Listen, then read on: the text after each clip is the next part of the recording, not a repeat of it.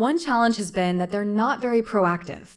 We've ended up fielding a lot of patient calls ourselves. I'd really like more support with that. What's your approach there?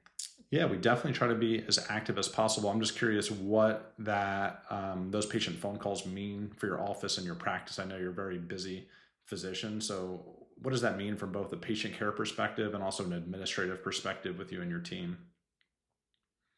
From a patient care perspective, it can slow us down.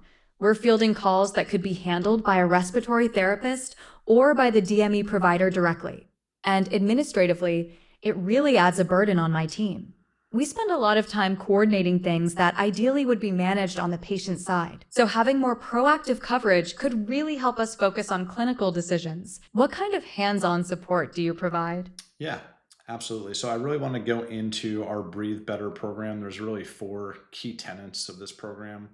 The first thing I want to mention is we're not just a respiratory company. We are a full service durable medical equipment company. So COPD is a progressive disease, as you know. We can handle every piece of equipment from a rolling walker, bed, wheelchair, all the way through the highest levels of respiratory care and non-invasive ventilation.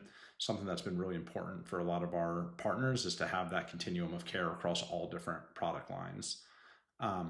The second thing I want to mention is we are fully staffed with respiratory therapists. They're intimately involved in every single non-invasive ventilation patient.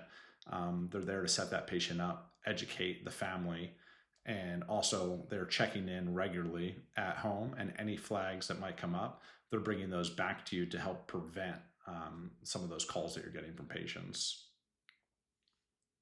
That's interesting, Michael. I really like hearing that you've got respiratory therapists checking in regularly. That could definitely lighten our load. How do you handle monitoring the patient's condition remotely?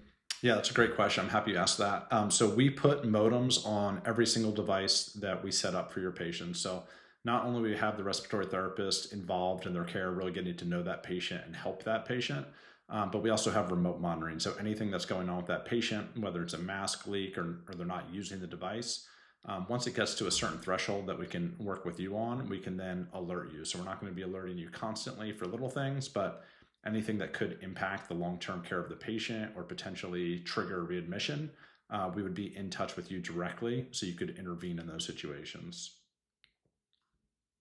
That sounds promising. It's helpful to know you've got that kind of remote monitoring in place. Now, how do you handle things like home oxygen therapy or nebulizers? Do you provide all those DME needs too?